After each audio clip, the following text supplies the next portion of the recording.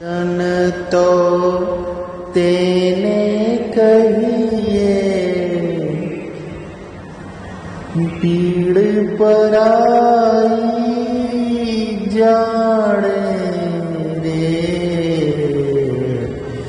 वैष्णव जन तो तेने कहिए पीड़ पराई जाने रे पर दुखे उपकार करे तोए अभिमान न आड़े रे वैष्णव जन तो तेने कहिए पीड़ पराई जाने रे।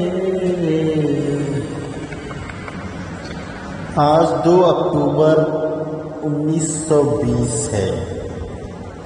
हम एक यात्रा करेंगे जो यात्रा शुरू होगी 2 अक्टूबर 1869 से अक्टूबर 2020। इस बीच गांधी को कैसे वैश्विक जनमानस और देशज जनमानस किस तरह याद कर रहा है और किस किस रूप में गांधी आ रहे हैं, इसकी एक संक्षिप्त चर्चा मैं आपके सामने पेश करूंगा। अब विदेशी मुद्रा पर भी गांधी आ जाएंगे। ब्रिटेन ने अपने सिक्कों पर महात्मा गांधी की छवि अंकित करने का निर्णय लिया है। आगामी स्वतंत्रता दिवस 15 अगस्त 2020 के अवसर पर इंग्लैंड गांधी जी की तस्वीरों वाला सिक्का जारी करेगा। महात्मा गांधी पहले अश्वेत नायक होंगे जिनके चित्र ब्रिटिश मुद्रा पर अंकित होंगे। यह ब्रिटेन के नस्लीय उदारता का यह बेहतर चेहरा है। दुनिया के सबसे बड़े साम्राज्य को शिकस्त देने वाली मानसिकता का सबल और प्रबल नेतृत्व करने वाले महात्मा गांधी को उसी साम्राज्य के अवशेषों द्वारा दिया जाने वाला यह सम्मान गांधी जी के महान मानवीय गुणों को रेखांकित करता है। आपको जानकर आश्चर्य होगा कि महात्मा गांधी ऐसे महापुरुष हैं जिनकी पाकिस्तान, चीन, ब्रिटेन, अमेरिका और जर्मनी से लेकर अनेकों अफ्रीकी देशों सहित 84 देशों में 110 से अधिक मूर्तियां लगी हुई हैं। 150 सालों के बाद गांधी हमें समझ में आते हैं कि गांधी बहुआयामी व्यक्तित्व थे। वह एक साथ दार्शनिक, धार्मिक, राजनेता, आहार विशेषज्ञ, चिकित्सक, लेखक, पत्रकार, प्रकाशक, संगठनकर्ता के अनेक रूप में हमारे आंखों के सामने आते हैं। Martin Luther king, Nelson Mandela जैसे कई राजनेता उन्हें अपना प्रेरक मानते हैं। गांधी विश्व में अन्याय के अहिंसात्मक विरोध के प्रतीक भी हैं। गांधी सादा जीवन, उच्च विचार में विश्वास रखते हैं। वे पर्यावरणविद भी हैं। गांधी ने कहा था कि पृथ्वी सभी मनुष्यों की जरूरत पूरी करने के लिए पर्याप्त संसाधन प्रदान करती है, लेकिन लालच पूरी करने के लिए नहीं। आइंस्टीन ने गांधी के बारे में कहा था कि अगली पीढ़ियों को विश्वास नहीं होगा कि ऐसा भी कोई पुरुष हाड़ मांस के रूप में इस पृथ्वी पर रहा होगा। गांधी को जीते हुए विचार आया कि आपकी मान्यताएं जब आपके विचार बन जाते हैं तब आपके विचार आपके शब्द बन जाते हैं, आपके शब्द आपके कार्य बन जाते हैं और आपके कार्य आपकी आदत बन जाते हैं, आपकी आदतें आपके मूल्य बन जाते हैं और आपके मूल्य आपकी नियति बन जाते हैं। अब तक जो बात हमने की वो वैश्विक परिदृश्य पे 150 सालों बाद गांधी किस तरह विराजमान हैं इसकी चर्चा मैंने की। लेकिन अब देशज में और जिस पूर्विया समाज से मैं आता हूँ, जिस भोजपुरी भाषा से मैं आता हूँ, वहाँ के जनमानस में गांधी इन 150 सालों में कैसे रहे हैं उसकी बात मैं कहने जा रहा हूँ। इस कोरोना काल में और भारत के प्रधानमंत्री आत्मनिर्भर भारत का मंत्र दे रहे हैं। ये आत्मनिर्भरता का मंत्र गांधी भी दे रहे थे, लेकिन बात मैं देशज की करूंगा और वहां के जनमानस में किस तरह गांधी अपने प्रतीकों से आत्मनिर्भर भारत का निर्माण करना चाहते हैं। चर्चा वहां से शुरू कर रहा हूं। कातब सूत रहब पिया अलगे, यह गीत मैं अपनी दादी नानी से सुना आया। वो परंपरा में थी, ऐसा नहीं कि उन्होंने गढ़ा था, वो अगली पीढ़ी से सीखी थी। और वो आत्मनिर्भर भारत का ही मंत्र था कि कैसे वह सूत काट के चरखा चला के आत्मनिर्भर बन सकती, अपनी अस्मिता को बचा सकती थी, अपने श्रम से आत्मनिर्भरता ला सकती थी। और जब बात नारीवाद की हो तो वो कह रही है कि कातब सूत रहब पिया अलगे, वह सूत काट के अपने प्रिय से, अपने पति से भी अलग रहने की बात कह रही है। और इससे बड़ा नारीवाद कहाँ देखेंगे जो देशज के इन गीतों में गुथा हुआ है आत्मनिर्भरता का मंत्र। लेकिन बात उससे भी आगे की। कातब चरखा सजन तुह कात, मिलिए यही से सुरजवा न हो, पिया मत जा पुरवा के देशवा न हो। ये भी गीत उस जनमानस में व्याप्त था। यह गीत आमतौर पर मजदूरों की महिलाओं के स्वर को प्रतिनिधित्व करता है।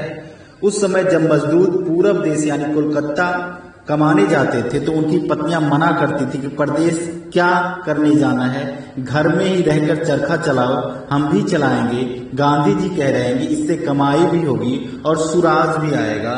ये विदेशी कपड़ों की होली इन्हीं प्रतीकों के द्वारा जलाई जा रही थी। इसी तरह लोगों को रोका जा रहा था। जो आज जो मजदूर चले गए थे महानगरों को, वो फिर वापस आ रहे हैं उसी रेल से जिस रेल को अंग्रेजों ने बनाया था भारत के माल को ले जाने के लिए। और बहुत बड़ा शोषण था जो दारा भाई नौरोजी लिख रहे थे अपनी पुस्तक में, और वो सिलसिला चल रहा था। वो भारत का जनमानस भी जान रहा था कि ये जो रेल आई है हमारे श्रम को कैसे लेके हमारे गांव से लेके चली जा रही है, और कैसे कैसे बड़े बड़े महानगर तो बन रहे हैं हमारे श्रम से। लेकिन जब हमारी विपत्ति का दौर आएगा तो ये महानगर मेरे काम नहीं आएगा। आज कोरोना काल में भी जब हम देखते हैं तो वही मजदूर फिर अपने घरों को वापस चले आए खाली हाथ, और फिर वही बात फिर तैयार होता है कि आइए फिर नए भारत का निर्माण करें, हम क्यों श्रम को बेचने महानगरों को जाएं। समय के साथ लोक भाषाओं में ये गीत लोग स्मृति में था। गांधी की वेशभूषा आज नंगा फकीरीपन भारतीय लोगों को अपनाकरण सा महसूस होता था। इसीलिए गांधी आमजन के हमेशा करीब महसूस होते हैं, जो हमें बात लोकगीतों से मिलती है वहां के। कातब सूत रहब पिया अलगे, जो अभी मैंने ऊपर जिक्र किया था गांधी के चरखे की बात का, तो चरखे से गांधी ने आत्मबल, आत्मसम्मान और अपना देसीपन के विचार का विकास किया। वह स्वदेशी की रूपरेखा तय ही चरखा प्रतीक था। अपने स्वावलंबन का, अपने संस्कार का, अपने श्रम पर गर्व करने का आज ये चरखा गायब है। गांधी की वह कसौटी का पत्थर है जिसमें भारतीय मनीषा आज तक नीतियों और आदर्शों की वैधानिकता का परीक्षण करती आई है। मगर मनुष्यता को प्रगति करना है तो गांधी का कोई विकल्प नहीं है। ये बात हमें 150 सालों बाद समझ में आई है। जब हम देशज से बात उठ के अमरीकी श्वेत नेता मार्टिन लूथर किंग जूनियर जब ये कहे कि दुनिया के बाकी लोगों के लिए भारत पर्यटन स्थल की भांति होगा, परंतु मेरे लिए यह तीर्थाटन के समान है, क्योंकि वह महात्मा गांधी की जन्मस्थली है। इससे महसूस कर सकते हैं कि गांधी की कद्र क्या थी। बात गांधी के समय की, जिस समय पश्चिम के राष्ट्र औपनिवेशिक लूट से अपना घर भर रहे थे। भारत में गांधी अपने ट्रस्टीशिप के सिद्धांत के माध्यम से राष्ट्रीय पूंजी के रिस्पॉन्सिबल व्यवहारिक सदुपयोग की अपनी थीसिस को असली जामा पहना रहे थे। गांधी अपने जीवन काल में ही भोजन में नमक की तरह हो गए थे। नमक सत्याग्रह से भारतीय लोक जीवन में गांधी उनके जीवन काल में एक अवतार मान लिया गया था। चंपारण में भी लोगों ने उनको उसी रूप में देखा, उनको एक उद्धारक के रूप में माना गया। इसलिए उनके जीवन काल में उनकी मूर्तियां बनी और वे लोकगीत का भी हिस्सा बन गए। वे जन जन के नायक बने। गांधी बुद्ध के राजनीतिक अवतार थे। वे अपने नैतिक बल से अबला के ताराहार के रूप में अवतरित हुए। यही कारण था कि वे जनमानस के गीत संगीत में भी ढले। अभी भारत में मुन्ना भाई MBBS जैसी पिक्चरें भी बनी और गांधी करण शुरू हुआ, जिसे आमजन गांधीगिरी इस वक्त की पीढ़ी भी कहने लगी है।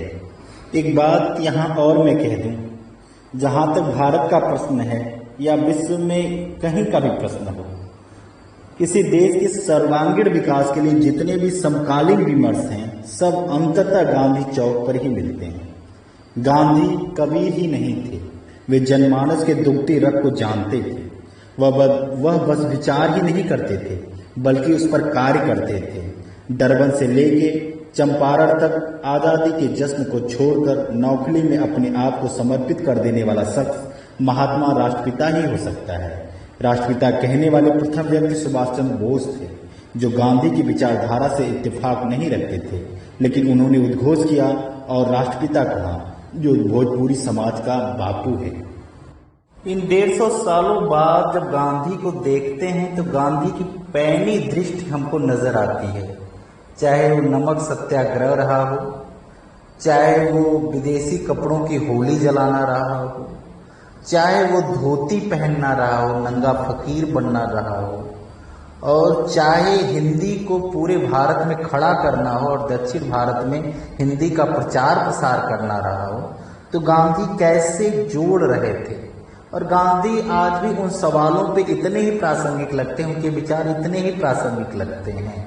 तो गांधी को आप माने या न माने, लेकिन उसकी दृष्टि को, उनकी सोच को आप नजरअंदाज नहीं कर सकते। गांधी कितने ईमानदार थे, इसका प्रयोग आप सत्य के प्रयोग, उनकी आत्मकथा पढ़ के आप अनुमान लगा सकते हैं कि गांधी किन किन बातों को जिक्र कर रहे हैं। रघुपति राघव राजा राम, पतित पावन सीताराम, सीताराम सीताराम। ईश्वर अल्लाह तेरो नाम, सबको सम्मति दे भगवान। रघुपति राघव राजा